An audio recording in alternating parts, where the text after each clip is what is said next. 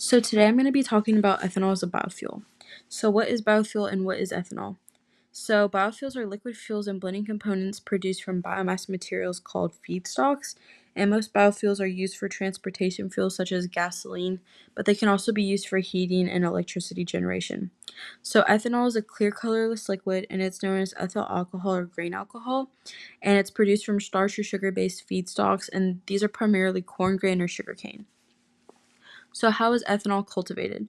So ethanol is cultivated from these feedstocks, and these are usually crops that are high in sugar or starches, and the most common crops used for ethanol production are grains like corn, sorghum, barley, sugarcane, and sugar beet. So they're produced through the fermentation process. So essentially the most basic way to ferment these high sugar and high starch crops are through fermentation, and after they're fermented into ethanol, they can be directly mixed with gasoline to power cars. So these sugars and starches in the grains are fermented, and then they had denaturants added into them so they can be mixed with gasoline. But denaturants are added to make the ethanol undrinkable, because before denaturation, ethanol is a component for alcohol and is usually used for human consumption, but as a biofuel, you don't want people consuming it, as gasoline and other toxic chemicals are added to it. So ethanol, the process of fermentation usually starts with milling and then liquefaction, saccharification, fermentation, distillation, and dehydration, and then lastly denaturation.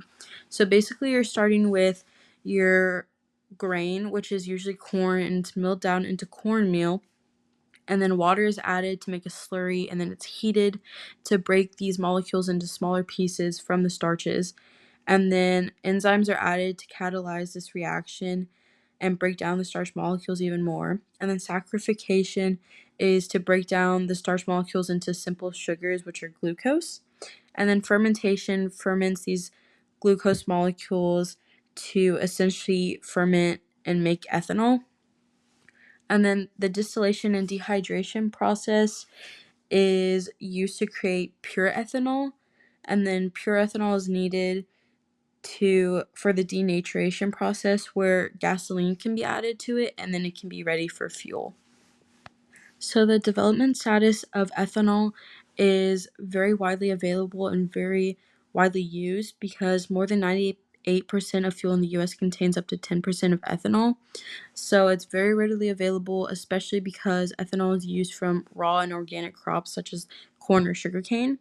And corn is very abundant and pretty much low cost in America, and sugarcane is primarily used in Brazil. So what does the carbon footprint of ethanol look like? So according to the RFA, grain-based ethanol cuts greenhouse gas emissions significantly by 44 to 52% compared to gasoline. And then this is because plants such as crops used in bioethanol absorb the carbon dioxide from the atmosphere and is re-released when fuel is produced and then used in automobiles. So this process is essentially producing atmospheric carbon dioxide, and even taking into consideration the energy used in their emissions are significantly less impacting than fossil fuels. Some of the negative impacts from the production of ethanol leads to higher price of food due to competition with food crops. It doesn't meet with the claimed environmental benefits, since the biomass production for first generation bioethanol isn't sustainable. It can speed up deforestation, and irrigation competes for water, which has a scarcity in many regions. So what are the economic impacts of ethanol? So the cost to make bioethanol is dependent on the process. So the more complex the process, the higher the price is going to be. So there's first generation bioethanol coming out to 50 cents per liter, lignocellulosic bioethanol, which is estimated around $1 per liter, and then advanced bioethanol, which is $1.04 to $1.45 per liter. So another part of the economic impact of ethanol is, according to the RFA in 2023, more than 72,000 U.S. jobs were directly associated with the ethanol industry, and the industry created $32.5 billion in household income and contributed to over $54.2 billion to the nation's gross domestic product, which was the second highest GDP contribution ever. So what are the next steps?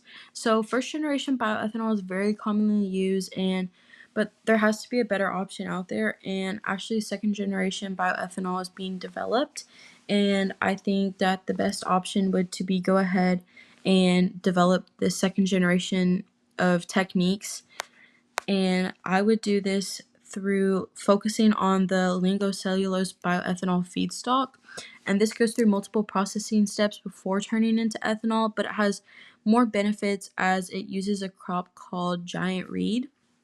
And the price of this crop and biomass is low since it's not in competition with food crops. Due to its synthetic abilities, it largely contributes to GHG reduction. The production is sustainable and it also requires low input. There's no competition with valuable lands for edible crops or forests either, and it can be planted in a less favorable soil. And it doesn't need fresh water. Irrigation can be carried out using wastewater, and it wouldn't seriously affect the yield or quality of the plant. And then here are my citations.